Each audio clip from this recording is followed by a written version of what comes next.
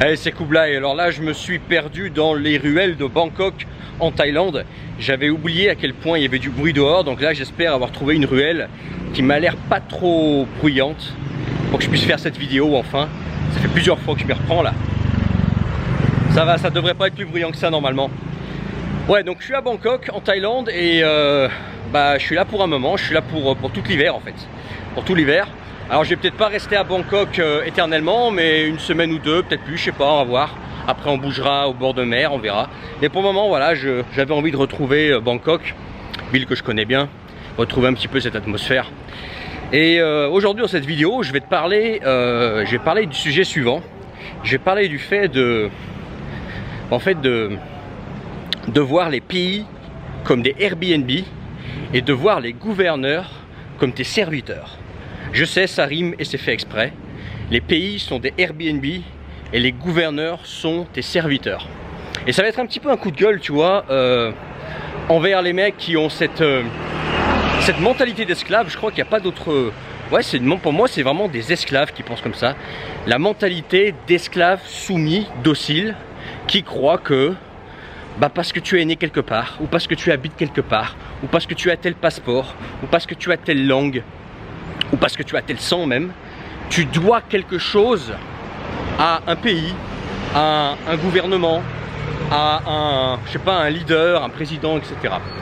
Et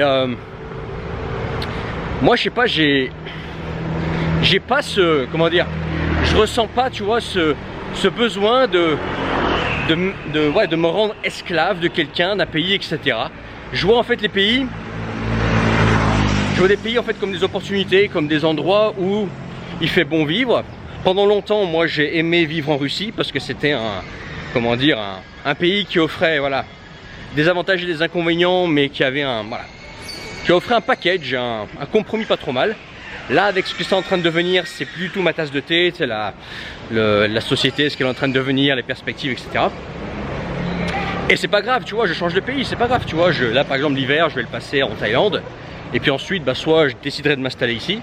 Au niveau visa, la Thaïlande, ça a l'avantage d'être assez simple. C'est quand même un pays où il y a beaucoup, c'est un pays qui, même si là, c'est aussi ses inconvénients, qui coche quand même pas mal de cases, tu vois. Mais bref, c'est pas le sujet de la vidéo. Tout ça pour dire que un pays, tous les pays dans le monde t'offrent un contrat en fait. Ça t'offre un climat, une qualité de vie, une population, des opportunités, un style de vie, en échange du fait que tu vives ici, que tu dépenses ton argent ici, que tu payes tes impôts ici. En fait, il faut voir les choses comme ça. Tu es dans un pays, ta présence fait que tu vas soit y payer tes impôts, soit, ou ça peut tout cumuler, hein, d'ailleurs le plus souvent c'est tout cumulé, tu y payes tes impôts, à terme si tu restes bien évidemment, c'est pas aussi simple que ça, mais tu dépenses ton argent, éventuellement tu participes au développement du pays, si tu entreprends dedans, etc. Ou à l'influence que tu peux avoir, peut-être que tu vas apporter une influence positive au pays, etc. Bref, tu apportes des choses au pays, c'est un contrat. C'est un contrat argent contre chose qu'un pays t'offre. Voilà. Et il faut voir les pays comme ça. Et même si pendant très longtemps ça peut très bien se passer, il y a un moment où ça peut partir en couille. Et quand ça part en couille, il faut pouvoir partir.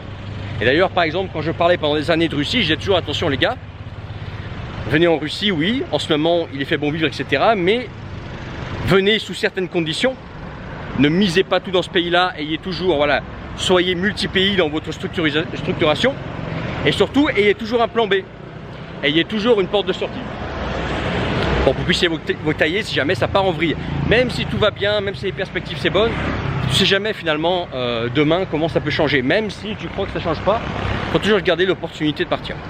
C'est ça en fait, l'état d'esprit, la mentalité de quelqu'un qui est libre finalement, tu vois. Pour moi, l'homme libre, il ne compte pas sur des trucs extérieurs. Il ne compte pas sur un gouvernement, même s'il peut respecter un gouvernement pour son travail. S'il fait du bon travail, tant mieux. Mais s'il fait du mauvais travail, il faut aussi savoir dire hey, là tu fais de la merde, je me casse parce que là tu pars en couille, tu vois. Il faut garder de la hauteur. Il ne faut jamais compter sur soit un gouvernement, un pays, des gens, un leader. et tout miser dessus en disant que bah, c'est un demi-dieu, quoi, c'est un dieu, tu vois. Jamais. Même si c'est un bon leader, même si tu crois que ça va bien se passer, tu ne sais jamais, tu vois. Et c'est là où en fait je vais avoir un désaccord avec beaucoup de gens, tu sais, entre guillemets, dits de droite. Et je pense que c'est un bon désaccord, c'est un désaccord sain. C'est un désaccord d'hommes libres, de personnes libres, qui c'est prendre de la hauteur, prendre de la distance, qui a sa propre personnalité. Bref, qui se prend en main, qui s'identifie comme un homme libre, indépendant, et non pas comme une femelle. Parce qu'une femelle, qu'est-ce qu'elle fait? Une femelle, ça suit. Un homme, ça mène la barque. Un homme, ça prend ses décisions seul et ça ne compte pas sur un leader ou quelqu'un d'autre qui fait le travail à sa place. Alors qu'une femme, bah, elle se fait quoi? Elle suit un homme. Donc, quand je vois des tas de gars qui sont dans cet esprit de ouais, il faut suivre un leader, ou tu dois quelque chose à un pays, qui vont te dire ouais, partir c'est être un traître, c'est pas être patriote, etc. Moi je me dis que, putain, je vais continuer là-bas parce que là ça commence à faire du bruit. Je me dis que bah, finalement c'est des gens qui ont qui sont pas des hommes libres, qui sont des esclaves finalement, qui se sont même eux-mêmes rendus esclaves de leur mentalité de type bah voilà, je suis né en France donc je dois tout à la France. Non, tu lui dois rien du tout, c'est elle qui te doit tout, ok. Un pays sans les gens il n'existe pas, alors que les gens sans un pays ils existent, tu vois ce que je veux dire. Donc qui c'est qui domine qui? Bah, c'est les gens. C'est pas le pays qui domine les gens, c'est les gens qui dominent le pays. Ce sont les gens qui font le pays et ce n'est pas le pays qui fait les gens, ok. Et si on te dit oui, oui mais l'éducation machin, non, l'éducation ça n'a rien à voir. Ta langue maternelle c'est tes parents qui t'ont appris, c'est pas l'école, tu vois. Pour t'instruire tu n'as pas besoin de l'école, tu peux t'instruire toi-même en tant qu'autodidacte, tu n'as même pas besoin de passer les diplômes, tu peux aller à la librairie du coin, enfin mais non, tu vas surtout sur Google et tu trouves tout. Mais avant que Internet te donne l'accès à toute la formation que tu voulais, tu allais à la librairie du coin, tu avais autant d'informations que dans une université. C'est toi-même qui te forme, c'est toi-même qui t'éduque, c'est pas l'école, c'est pas la société. C'est ce que je veux dire. Donc non, tu ne dois rien à ton pays d'origine. C'est pas parce que tu parles français que tu dois quelque chose à la France. C'est pas parce que ensuite tu bouges et que tu vas vivre quelque part pendant 10 ans, etc., que tu dois quelque chose à ce pays. Non, je dois rien du tout. Voilà. Tu vas vivre quelque part, tu restes pendant 10 ans, et si tu te barres, bah tu te barres, puis c'est tout. C'est le pays qui doit te remercier d'être là. Alors effectivement, on peut nuancer. Tu as une différence entre le mec qui vient en tant que réfugié quelque part, qui est réfugié, qui demande des aides, etc. Bref, qui prend au pays sans jamais rien donner. Effectivement, lui, quelque part, il doit quelque chose au pays. Mais le mec qui débarque, qui apprend une nouvelle langue tout seul, qui est entrepreneur, qui ne demande aucune aide, qui s'est tout fait tout seul dans le pays, qui un jour qui se barre, il ne doit foutrement rien, ni au gouvernement du pays, ni au pays lui-même. Il lui doit foutrement rien. Ça, c'est la pensée de l'homme libre. Après, tu as l'esclave qui dit « Oh, mais juste le simple fait que je sois sur le sol d'un pays, bah, ça me rend, comment dire... voilà, ça veut dire que je dois quelque chose au pays. Non, tu ne dois foutrement rien. Le pays doit être content que tu sois là. Si tu es un mec qui dépense, qui paye tes impôts, qui entreprend dans le pays devrait te remercier 10 fois et devrait être content, devrait faire tout ce qu'il faut pour que tu restes. Si jamais le pays ne rend pas, comment dire, ne t'offre pas une bonne qualité de vie, te rend la vie difficile, etc. Bref, montre que il n'a pas besoin de toi et que tu peux aller te faire foutre, et ben c'est le pays qui va se faire foutre. Toi, tu lui dois rien. Toi, bah, tu vas dépenser ton fric ailleurs, tu vas payer tes impôts ailleurs et tu vas entreprendre ailleurs ou avoir une influence positive ailleurs, ok. C'est... Hop, elle s'est bloquée. Alors tu vois, ça c'est l'Asie. L'Asie, tu vois, genre t'as une imprimerie à côté d'un salon de massage, à côté d'une clinique dentaire, à côté de je sais pas quoi, tu vois. C'est typiquement, alors cette ruelle c'est vraiment typiquement la Thaïlande Bangkok profonde, tu vois. Tout ça pour dire que ne sois pas un esclave docile soumis. C'est pas parce que tu as un passeport, que tu parles une langue, que tu vis quelque part que tu es redevable. Non, pas du tout. Fuck off. Tu dois rien du tout. C'est les esclaves qui pensent comme ça. Et je sais, c'est pas forcément facile. Pas forcément facile d'en sortir cette mentalité parce que peut-être qu'on t'a éduqué comme ça. Tu vois. Peut-être qu'on t'a toujours dit que voilà, il fallait que tu devais tout à ton pays d'origine, etc. Peut-être que tes parents t'ont inculqué ça, ce qui fait qu'aujourd'hui tu penses comme ça et tu crois que c'est la normalité. Non. Moi, on m'a pas éduqué comme ça. On m'a pas éduqué comme ça. Moi, on m'a dit voilà, t'es un homme libre et le jour où tu vois mieux ailleurs, où tu sens que ça pue, etc. Bah tu te casses, puis c'est tout. Voilà, tu ne dois rien à personne sauf à toi-même.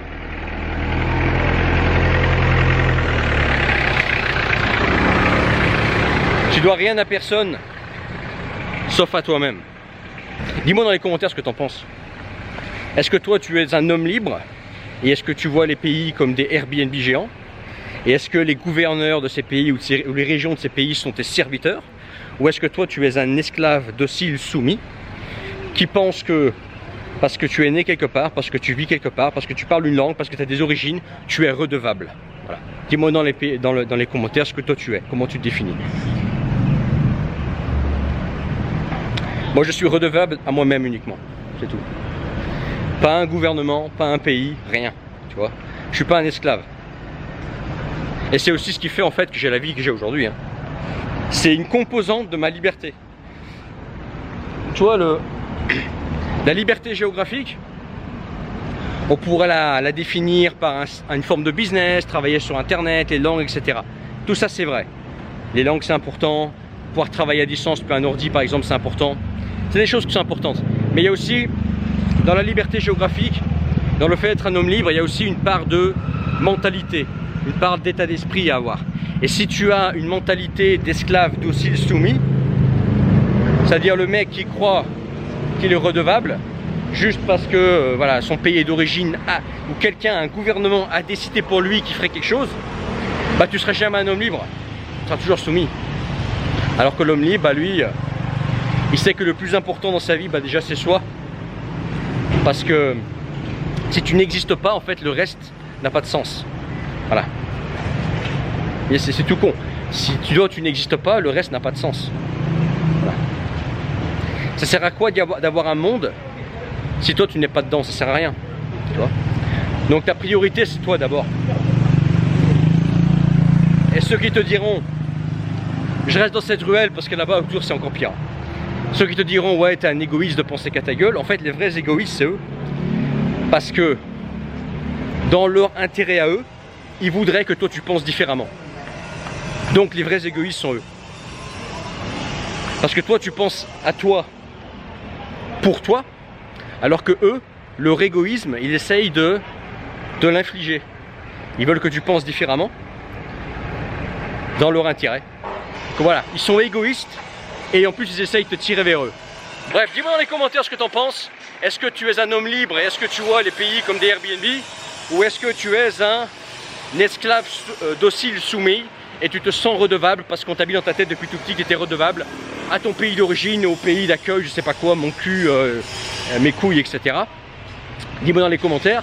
Et surtout, si toi tu veux devenir un homme libre, si toi tu dis mais attends, moi je suis pas un esclave, je suis pas un putain d'esclave docile soumis, c'est pas parce que je parle une langue ou que j'ai un passeport que ça y est, quelqu'un doit décider à ma place de m'envoyer par exemple sur un front, ou doit décider à ma place ce que je ferai de ma vie, etc. Ou voilà, m'utilise un petit peu comme un pion, quoi, tu vois. Bah, si tu n'es pas cette personne-là, toi tu es un homme libre, que tu veux la liberté, dans la description, tu trouveras tout le nécessaire. Clique sur le premier lien, tu laisses ton mail, c'est gratuit, tu peux désinscrire à tout moment.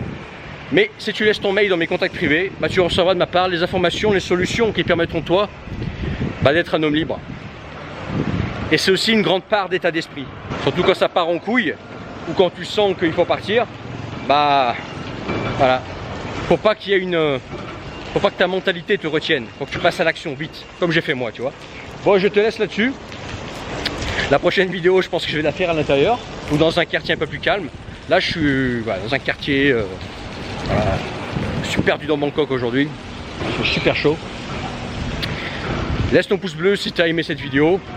Dans les commentaires, je vous laisse rager entre vous, les hommes libres et les esclaves entre vous. Et puis partage cette vidéo avec des gens que tu connais autour de toi qui aimeraient être libres, qui aimeraient être des hommes libres, mais qui, du fait de certains blocages mentaux, de ce qu'on leur a, en fait c'est même pas leur faute, c'est ce qu'on leur a mis dans leur tête quoi. Et ben ce sont des esclaves dociles soumis qui se sentent redevables alors que finalement c'est juste de la manipulation de masse.